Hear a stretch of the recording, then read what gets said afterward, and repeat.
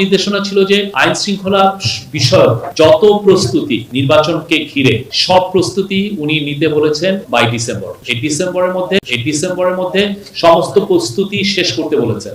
৮ লক্ষর মতো আইন শৃঙ্খলা বাহিনীর মেম্বাররা ইলেকশন ডিউটিতে থাকবেন। আজকে অনেকগুলো ইম্পর্টেন্ট নির্দেশনা দিয়েছেন চিফ অ্যাডভাইজার, সমস্ত প্রস্তুতি শেষ করতে বলেছেন। মানে এই প্রস্তুতিগুলোর মধ্যে অনেকগুলো বিষয় আছে, যেমন আইন শৃঙ্খলা বাহিনীতে 17,000 নতুন member of security forces like police, BGB, coast guard নেওয়া হচ্ছে এই নির্বাচনকে সামনে রেখে।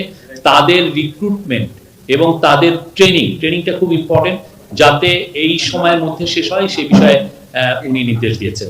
নির্বাচনকে সামনে রেখে আপনি জানেন অনেক পায়তারা হয় যে এটাকে আইন শৃঙ্খলা পরিস্থিতি যাতে ডিটোরিয়েট করে সেই বিষয়ে অনেক পায়তারা থাকে। তো উনি আজকে নির্দেশ দিয়েছেন যে আইন শৃঙ্খলা বাহিনী যাতে কঠোরভাবে আইন প্রয়োগ করে এই আগামী মাসগুলোতে নির্বাচনকে সামনে রেখে। মিটিং এ জানানো হয়েছে যে ৮ লক্ষর মতো আইন শৃঙ্খলা বাহিনীর মেম্বাররা ইলেকশন ডিউটিতে থাকবেন। উনি নির্দেশ দিয়েছেন যে এই পুরো ৮ লক্ষই যাতে এই ইলেকশনটা কিভাবে হবে আর শান্তিপূর্ণভাবে ইলেকশনটা যাতে হয় সেটার প্রশিক্ষণ তাদেরকে ইনশিওর করার কথা বলেছে, যে তাদেরকে প্রশিক্ষণ করতে হবে এবং এই কাজটা করতে হবে ডিসেম্বরের মধ্যে। উনি নির্দেশ দিয়েছেন 18 থেকে 33। আপনি জানেন যে এবার অনেকে নতুন ভোট দিবেন।